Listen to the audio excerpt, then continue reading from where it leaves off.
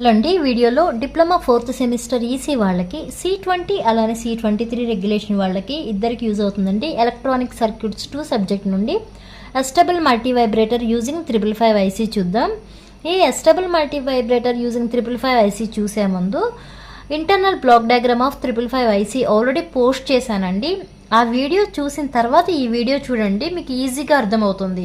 ఎందుకంటే ఇక్కడ internal operation ఏం జరుగుతుందో అనేది తెలిస్తేనే ఈ అస్టబుల్ మల్టీవైబ్రేటర్కి ఏంటంటే ఒక్క పార్ట్ మాత్రమే ఎక్స్ట్రా యాడ్ అవుతుంది. ముందు అసలు మెయిన్ ఆ internal block diagram of 555 IC అనేది మీకు అర్థమైతే ఇది చాలా ఈజీగా అర్థమవుతుంది. ఓకే, అస్టబుల్ మల్టీవైబ్రేటర్ అంటున్నాము. ఓకే, అస్టబుల్ మల్టీవైబ్రేటర్కి మనకి ఏంటంటే ఓన్లీ క్వాసీ స్టేబుల్ స్టేట్స్ మాత్రమే ఉంటాయి. That means astable multivibrator has no stable states, only quasi stable states.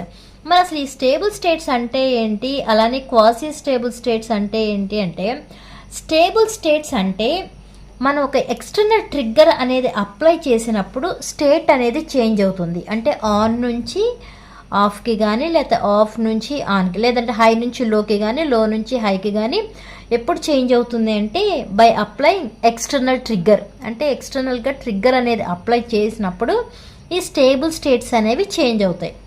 అదే క్వాసీ స్టేబుల్ స్టేట్స్ అనుకోండి, ఇక్కడ స్టేట్స్ అనేవి చేంజ్ అవుతాయి, బట్ దేని మీద బేస్ అయి చేంజ్ అవుతుంది అంటే సర్క్యూట్ మీద బేస్ అయి చేంజ్ అవుతుంది. అంటే ఇట్ చేంజెస్ ఆటోమేటికల్లీ, అంటే మనం ఏ ట్రిగ్గర్ అనేది అప్లై చేయవసరం లేదు, ఆటోమేటిక్గా స్టేట్స్ అనేవి చేంజ్ అవుతాయి. That is the difference between stable states and quasi stable states. ఇక్కడ చూసుకుంటే astable multivibrators are free running multivibrators switching from on to off and off to on continuously చెప్పాము కదా. అస్టబుల్ మల్టీవైబ్రేటర్స్లో states అనేవి change అవుతాయి, అంటే on నుంచి ఆఫ్కి, అలానే ఆఫ్ నుంచి ఆన్కి కంటిన్యూస్గా చేంజ్ అవుతాయి. బట్ ఆ సర్క్యూట్ ఆపరేషన్ మీద బేస్ చేసుకుని ఆటోమేటిక్గా చేంజ్ అవుతాయి, కానీ ఏ ఎక్స్టర్నల్ ట్రిగ్గర్ అనేది అప్లై చేయవసరం లేదు. ఈ అస్టబుల్ మల్టీవైబ్రేటర్కి ఇంకో నేమ్ ఏంటి అంటే ఫ్రీ రన్నింగ్ మల్టీవైబ్రేటర్స్. ఇక్కడ మీకు కనిపిస్తున్న సర్క్యూట్ వచ్చి schematic representation of astable multivibrator using 555 IC. అంటే ఇంకా సింపుల్గా చెప్పాలి అంటే అస్టబుల్ మల్టీవైబ్రేటర్గా పిన్ డయాగ్రామ్. ఆల్రెడీ మీకు 555 ఐసీ చెప్పాము కదా, 555 ఐసీ పిన్ డయాగ్రామ్ చెప్పాము. మొత్తం 555 ఐసీలు ఎన్ని పిన్స్ ఉంటాయని చెప్పాము. IC 555 is a 8 pin dual in line package అన్నాం కదా. 8 పిన్స్ అంటే 1 2 3 వీటి వైపు 4 ఉంటాయి. నెక్స్ట్ ఆర్డర్ ఎలా ఉంటుంది 5 6 7 8. ఫస్ట్ పిన్ ఏమని చెప్పాము, ఫస్ట్ పిన్ ఏమో గ్రౌండ్, సెకండ్ పిన్ ఏమో trigger. Okay, first pin ground, second pin trigger, third pin ఏమో అవుట్పుట్, ఫోర్త్ పిన్ ఏమో రీసెట్, అలానే ఫిఫ్త్ పిన్ వచ్చేమో కంట్రోల్ వోల్టేజ్, సిక్స్త్ పిన్ ఏమో థ్రెషోల్డ్ వోల్టేజ్, సెవెంత్ పిన్ ఏమో discharge pin. Okay, and eighth pin ఏమో plus VCC. ఇది మనకి pin diagram of 555 IC. ఇక్కడ కూడా మీకు కనిపిస్తుంది ఆ 555 ఐసీఏ. ఒక్కసారి ఈ పార్ట్ని తీసేయండి. ఓకే, అంటే ఇవి తీసేయండి. ఇవి తీసేస్తే మీకు కనిపిస్తున్నది ఏంటి అంటే 555 ఐసీనే. ఒకసారి చూసుకుంటే ఇక్కడ చూడండి, ఫస్ట్ సెకండ్ థర్డ్ ఇవే పిన్స్ ఉంటాయి. ఓకే, అంటే ఇక్కడ ఐసీ 555 ఇది సేమే, బట్ ఏమి ఎక్స్ట్రా ఇక్కడ మనకి యాడ్ అయ్యింది అంటే R1 R2 C1 C2 ఈ 4 కాంపోనెంట్స్ అనేవి ఎక్స్ట్రాగా యాడ్ అయినాయి.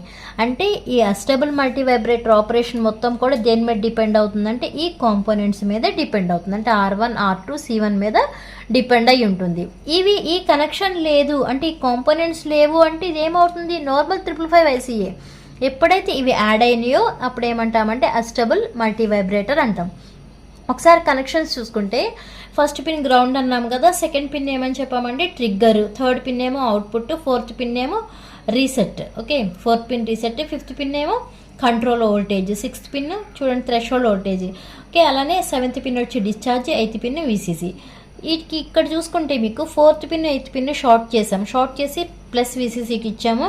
అలానే ఇక్కడ 1 5 షార్ట్ చేసేమో గ్రౌండ్కి ఇచ్చాము. ఇక్కడ 2 6 పిన్స్ షార్ట్ చేసి ఇలా కనెక్ట్ చేసాం. ఓకే, ఇది schematic representation of astable multivibrator. ఇప్పుడు మనం ఇంటర్నల్ బ్లాక్ డయాగ్రామ్ అనేది చూద్దామండి. ఆ ఇంటర్నల్ బ్లాక్ డయాగ్రామ్లో అస్టబుల్ మల్టీవైబ్రేటర్ దేని మీద డిపెండ్ అయిందని చెప్పాను, R1 R2 C1 మీద డిపెండ్ అయిందని చెప్పాను కదా. అసలు అది ఎలా డిపెండ్ అవుతుంది, ఎలా వర్క్ అవుతుందో చూద్దాం. ఓకే, ఇది మనకి internal block diagram of astable multivibrator. ఈ ఒక్క పార్ట్ తీసేస్తే మీకు ఏం కనిపిస్తుంది, ఇక్కడ R1 R2 C1 ఉంది కదా, ఇవి తీసేయండి ఒకసారి, ఇవి ఇలా క్లోజ్ చేసేసుకుంటే రిమైనింగ్ సర్క్యూట్ అంతా మీకు ఎలా కనిపిస్తుంది, internal block diagram of 555 ICE కదా కనిపించేది.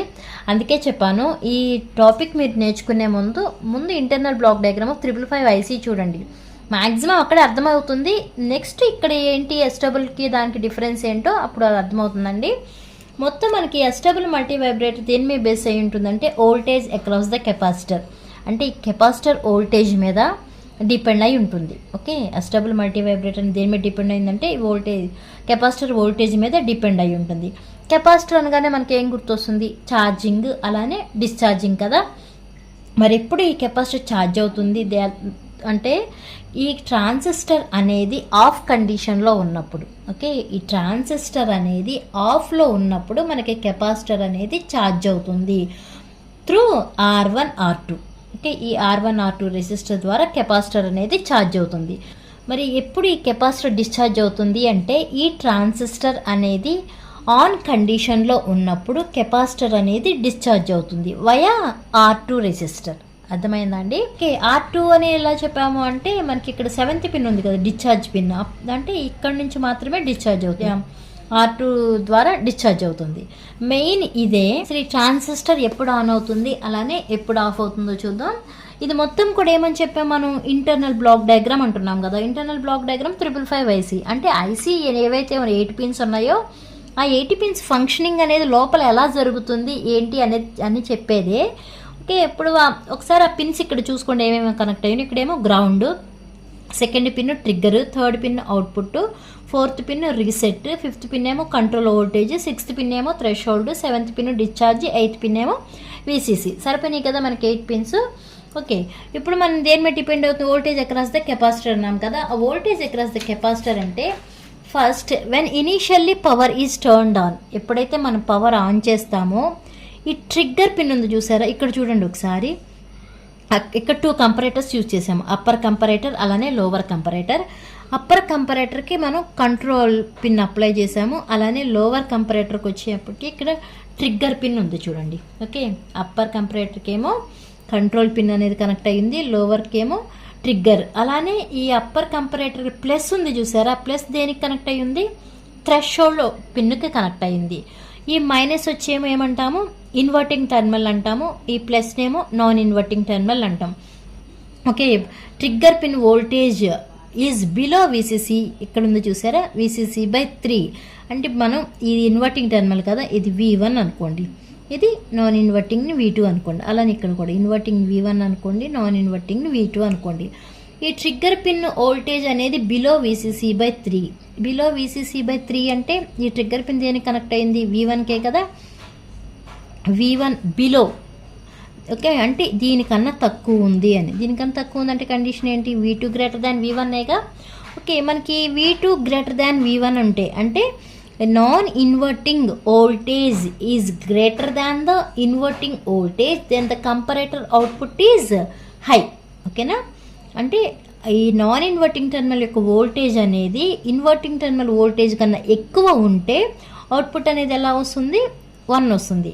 అదే ఇలా ఈ కండిషన్ ఉందనుకోండి, అవుట్పుట్ అనేది 0 వస్తుంది. ఓకే, ఇక్కడ మనకి ఏమన్నారు, ట్రిగ్గర్ పిన్ అనేది లో అన్నారు. ఓకే, దేనికన్నా ఈ VCC/3 కన్నా లో అన్నారు. అంటే ఏంటి, ఈ కండిషనే కదా. ఈ కండిషన్ ఇప్పుడు అవుట్పుట్ వోల్టేజ్ అదే అవుట్పుట్ ఆఫ్ లోవర్ కంపరేటర్ ఏమవుతుంది, హై అవుతుంది.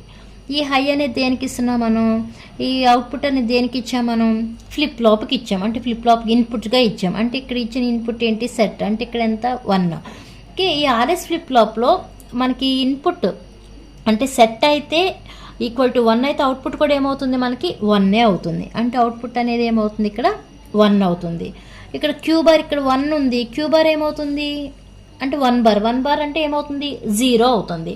ఓకే, ఎప్పుడైతే మనకి ఇది దేనికి కనెక్ట్ చేసాము, base of the transistor connect చేసాము, అప్పుడు ఈ ట్రాన్సిస్టర్ అనేది ఆఫ్ కండిషన్లోకి వెళ్తుంది. ఎందుకు ఆఫ్ కండిషన్లోకి వెళ్తుంది అంటే ఇక్కడ మనకి క్యూ బార్ అనేది ఎంత 0 ఉంది కదా, ఈ 0ని మనం బేస్కి కనెక్ట్ చేసాం కాబట్టి ట్రాన్సిస్టర్ బేస్కి, అప్పుడు ఈ ట్రాన్సిస్టర్ Q1 అనేది ఆఫ్ కండిషన్కి వెళ్తుంది. ఎప్పుడైతే ఈ ట్రాన్సిస్టర్ Q1 అనేది ఆఫ్ కండిషన్కి వెళ్తుందో then the capacitor starts the charging. The capacitor C1 starts charging and when it gets charged to a voltage above than VCC by 3. VCC by 3 కన్నా ఎక్కువ. VCC by 3 కన్నా ఎక్కువ అంటే V1 గ్రేటర్ దాన్నే కదా, అప్పుడు ఏమవుతుంది అవుట్పుట్ అనేది 0 అవుతుంది. అంటే ఇక్కడ మనకి లోవర్ కంపరేటర్ అవుట్పుట్ అప్పుడు ఏమవుతుంది, లో అవుతుంది. ఓకే, లోవర్ కంపరేటర్ అవుట్పుట్ అనేది లో అవుతుంది. లోవర్ కంపరేటర్ అవుట్పుట్ అనేది లో, అలానే అప్పర్ కంపరేటర్ అవుట్పుట్ అనేది కూడా మనకి లో ఉందనుకోండి, అప్పుడు ఫ్లిప్ ఫ్లాప్ అవుట్పుట్ ఏమవుతుంది, ప్రీవియస్ కండిషన్ ఏదైతే ఉందో అదే అవుతుంది. ప్రీవియస్ కండిషన్ అంటే ప్రీవియస్ మనకు అవుట్పుట్ ఏముంది, హై ఉంది కదా, అదే కండిషన్ ఉంటుంది. ఓకే, అంటే మనకి ట్రూత్ టేబుల్ చూసుకుంటే 0 0 ఉన్నప్పుడు ప్రీవియస్ కండిషన్ ఏది ఉంటే అదే అవుతుంది, అంటే నో చేంజ్ అనమాట. అదే 0 1 ఉన్నప్పుడేమో అవుట్పుట్ ఏమవుతుంది, 0 అవుతుంది. అదే 1 0 ఉన్నప్పుడు అవుట్పుట్ 1 అవుతుంది. ఓకే, ఇవి ఇక్కడ మనకి 0 0 ఉంది కాబట్టి ప్రీవియస్ అవుట్పుట్ ఏదైతే ఉందో అదే ఉంటుంది, నో చేంజ్ అనమాట. ఓకే, ఇది ఎప్పుడు మనకి ఛార్జ్ కెపాసిటర్ అనేది ట్రాన్సిస్టర్ అనేది ఆఫ్ కండిషన్లో ఉన్నప్పుడు. ఇప్పుడు ఏంటంటే కెపాసిటర్ అనేది మళ్ళీ charging gets to A voltage above than 2/3 VCC. అంటే ఇప్పుడు మనం కన్సిడర్ చేయాల్సింది ఈ కండిషన్, అబౌవ్ దాన్ 2/3 VCC అంటే అప్పుడు ఏమవుతుంది condition, V2 greater than V1 అవుతుంది. V2 గ్రేటర్ దాన్ V1 అంటే అప్పుడు కంపరేటర్ అవుట్పుట్ ఏమవుతుంది, హై అవుతుంది. అంటే ఇప్పుడు అప్పర్ కంపరేటర్ అవుట్పుట్ ఏమవుతుంది, హై అవుతుంది. Okay, upper comparator output high అయినప్పుడు ఇది దేనికి కనెక్ట్ అయ్యింది, ఇన్పుట్గా రీసెట్ పిన్కి కనెక్ట్ అయింది. రీసెట్ పిన్కి కనెక్ట్ అయ్యింది అంటే రీసెట్ పిన్ అంటే ఏంటి, 0. అప్పుడు అవుట్పుట్ ఏమవుతుంది, 0 అవుతుంది. ఓకే, అవుట్పుట్ 0 అయిందంటే క్యూ బార్ ఏమవుతుంది, 1 అవుతుంది. అంటే క్యూ బార్ బేస్ ఇది దేనికి కనెక్ట్ అయ్యింది, ఈ Q1 ట్రాన్సిస్టర్ యొక్క బేసిక్ కనెక్ట్ అయింది. ఇప్పుడు ట్రాన్సిస్టర్ Q1 అనేది ఏ కండిషన్లో ఉంటుంది, ఆన్ కండిషన్లో ఉంటుంది. ఎప్పుడైతే ఇక్కడ Q1 ట్రాన్సిస్టర్ అనేది ఆన్ కండిషన్లో ఉందో అప్పుడు మనకి కెపాసిటర్ ఏమవుతుంది, డిశ్చార్జ్ అవుతుంది. ఓకే, కెపాసిటర్ ఏమవుతుంది, డిశ్చార్జ్ అవుతుంది త్రూ R2 నుంచి డిశ్చార్జ్ అవుతుంది. ఓకే, అంటే ఇక్కడ మనకి ఏం తెలుస్తుంది, మనకి ట్రాన్సిస్టర్ అనేది ఆన్ కండిషన్లో ఉన్నప్పుడు కెపాసిటర్ ఏమో డిశ్చార్జ్ అవుతుంది, ట్రాన్సిస్టర్ అనేది ఆఫ్ కండిషన్లో ఉన్నప్పుడు కెపాసిటర్ అనేది ఏమో ఛార్జ్ అవుతుంది. ఛార్జ్ ఏమో త్రూ R1 R2 అవుతుంది, డిశ్చార్జ్ ఏమో త్రూ R2 అవుతుంది. ఇవి output waveforms of astable multivibrator. Capacitor charge అయినప్పుడు మనకి అవుట్పుట్ వేవ్ ఫార్మ్ అనేది ఇలా ఉంటుంది, కెపాసిటర్ డిశ్చార్జ్ అయినప్పుడు ఇలా టైం అనేది లో ఉంటుంది, మళ్ళీ ఛార్జ్ అయినప్పుడు టైం అనేది హై ఉంటుంది. This charging and discharging of capacitor continues a rectangular oscillating output wave form is generated. Okay, మనకి కెపాసిటర్ అనేది ఛార్జ్ అయినప్పుడు అవుట్పుట్ ఆఫ్ 555 అనేది హై ఉంటుంది, అలానే కెపాసిటర్ అనేది డిశ్చార్జ్ అయినప్పుడు అవుట్పుట్ అనేది లో అవుతుంది. దీన్నే మనం ఏమంటామంటే అస్టబుల్ మోడ్ అంటాం. ఓకే, అస్టబుల్ మోడ్ అంటే ఏంటి, 555 యొక్క అవుట్పుట్ అనేది ఆటోమేటికల్ ఇంటర్చేంజ్ అవుతుంది. అంటే ఆన్ హై నుంచి లోకి, లో నుంచి హై అవుతుంది. దీన్నే మనం ఫ్రీ రన్నింగ్ మల్టీవైబ్రేటర్ అంటాం. ఇక్కడ చూసుకుంటే the output high and output లో duration is determined by the resistors R1 and R2 and capacitor C1 can be calculated using formulas. అదే ఆన్ అయినప్పుడు ఏమని చెప్పామంటే ఛార్జ్ అయినప్పుడు ఇదే 0.6 time period T1 equal to 0.693 into R1 plus R2 into C1. Okay, అంటే charge అయినప్పుడు దేని ద్వారా R1 R2 అలానే C1 కదా. అదే డిశ్చార్జ్ అయినప్పుడు మనకి ఏంటి 0.69 ఓన్లీ R2 కదా, 0.693 ఇంటూ R2 ఇంటూ C1 వేసుకోవాలి. మనం టోటల్ టైం పీరియడ్ క్యాలిక్యులేట్ చేయాలంటే T on plus T of వేస్తే ఈ రెండింటిని యాడ్ చేస్తే మనకి ఇలా వస్తుంది, 0.693 into R1 plus 2R2 into C1 వస్తుంది. ఓకే, ఇలా టైం పీరియడ్ అనేది క్యాలిక్యులేట్ చేయాలండి. అర్థమైంది అనుకుంటున్నాను. అర్థమైతే లైక్ చేయండి, ఏమైనా డౌట్ ఉంటే కామెంట్ చేయండి.